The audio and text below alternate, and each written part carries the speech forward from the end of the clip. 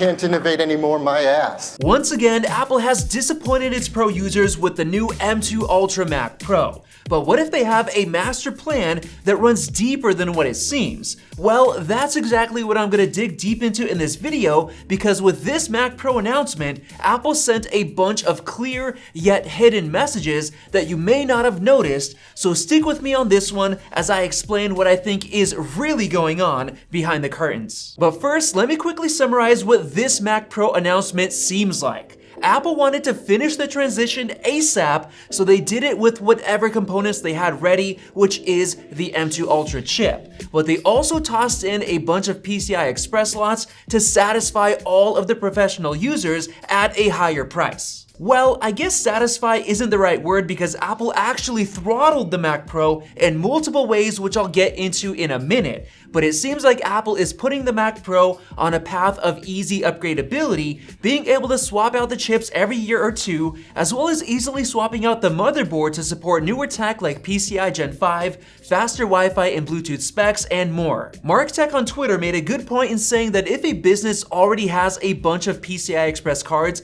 that they use for their macOS apps, it makes sense to simply buy the new Mac Pro and pop those in, being able to take advantage of Apple Silicon's snappier performance. However, everyone who bought expensive MPX modules is screwed, because those are not supported on the new Mac Pro. But anyway, to me, I think Apple's master plan for the Mac Pro announcement was something entirely different. I believe Apple did the absolute bare minimum to transition to Apple Silicon for either one of two reasons or theories. The first theory is that Apple was working on huge advancements for the Mac Pro, but things got delayed, so they had to put out this disappointing M2 Ultra model right now to complete the transition, basically as a stopgap Mac Pro. And how do I know this? Well, for starters, Apple is reusing the same crazy overkill power supply that was meant to run two massive MPX Duo graphics modules alongside the highest end Xeon CPU.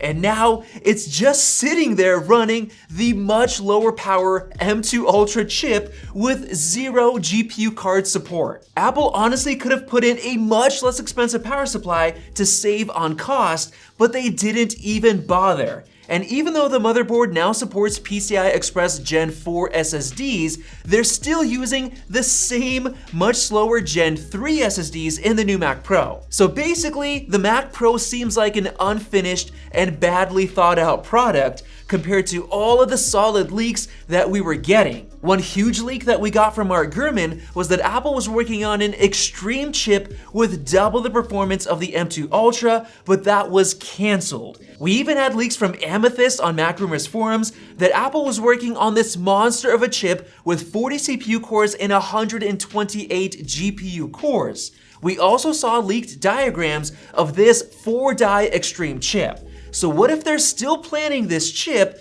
but on a future process node like the M3 Extreme? We also know that Apple was working on custom compute modules which would work perfectly as slot-in GPU cards for the Mac Pro, especially now that we know that they're definitely not meant for the Vision Pro headset. On top of that, we even had leaks from reputable sources that Apple was working on replaceable RAM slots for the Apple Silicon Mac Pro, but they had issues with transfer speeds as the speed was pretty slow while testing. So what if this new M2 Ultra Mac Pro is simply a stopgap product that Apple released just to complete the transition, and the real Mac Pro we're all waiting for is getting delayed until next time? There was even someone from 512pixels.net who said they heard that there were people inside of Apple that didn't even want this machine to see the light of day, believing the Mac Studio to be enough to hold down the high end of the Mac line, which screams stopgap Mac Pro product. But also brings us into theory number 2,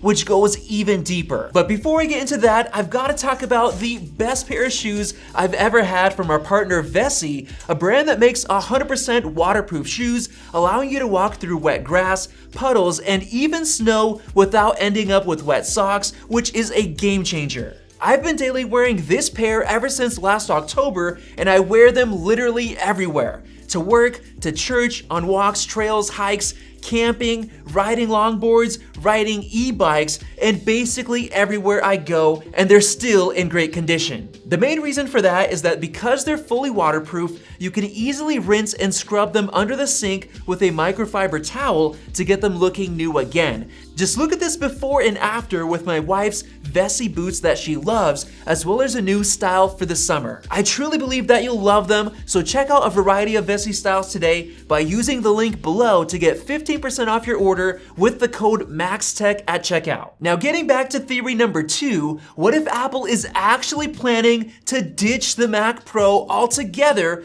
realizing that they can make much more profit in the long run with the simpler, prosumer-focused Mac Studio? Just think about it. Out of the entire 2+ hour long WWDC keynote, less than 2.5 minutes were spent talking about the Mac Pro, which sends a very clear message that Apple isn't really proud of this product, nor do they care that much about it. If you think about it, Apple Silicon ended up being much better than everybody thought, and even the performance of the M2 MacBook Air is enough for most people out there. And it's gonna get drastically better with the M3 chip. And of course, that goes all the way up to the Ultra chip with crazy levels of real-world performance. So what if Apple's Mac Pro sales started to dry up like crazy ever since the creation of Apple Silicon, and they realized that all the time, research, and cash they're spending on all of those crazy Mac Pro advancements just isn't worth the time and money? We already know that Apple was struggling with making external RAM slots work well with Apple Silicon chips, since the whole point is to keep the RAM as efficient as possible in one SoC package. And same thing goes for the GPU card support with Apple Silicon, which wouldn't be able to take advantage of the unified memory architecture.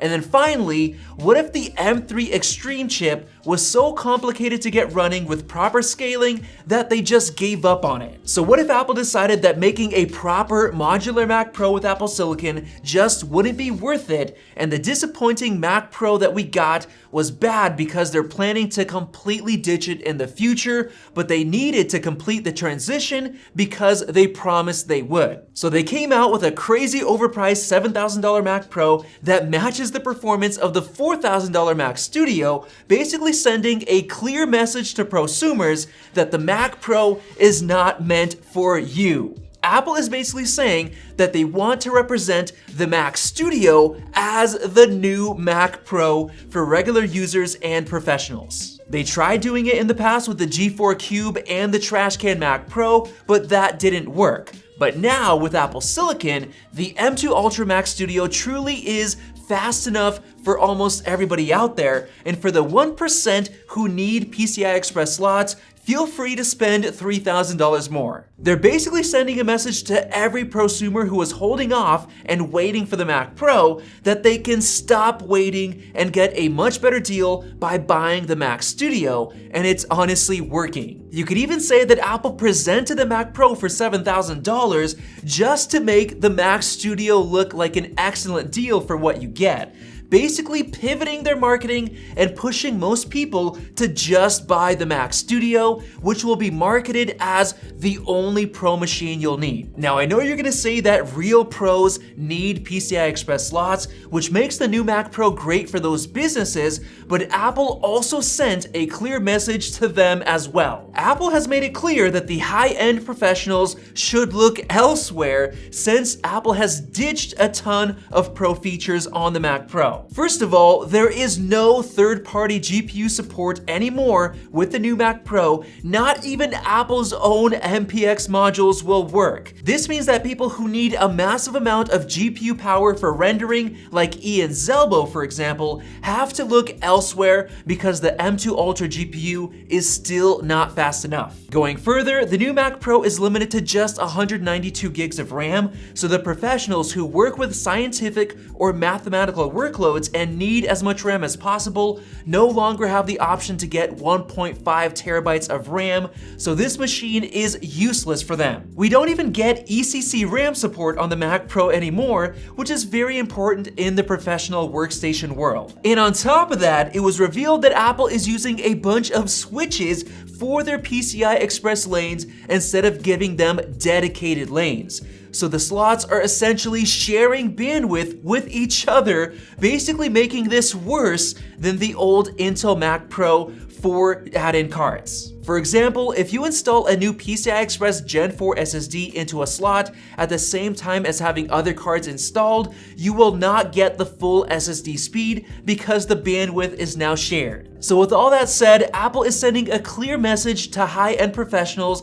that they should either go with a Windows workstation or buy the outdated Intel Mac Pro from 2019, which supports all of those things that I mentioned. So with this theory number 2, it seems like Apple is preparing to exit the workstation market completely and putting all of their focus on the future in the hands of 2 high-end products. The Mac Studio, which makes more sense to buy for 99% of the people out there, and the Vision Pro headset and whatever models are coming in the future. Who knows, I might be completely wrong, but let me know your thoughts down in the comment section below and click that circle above to subscribe for more videos like this one. Thanks for watching and we'll see you in the next video.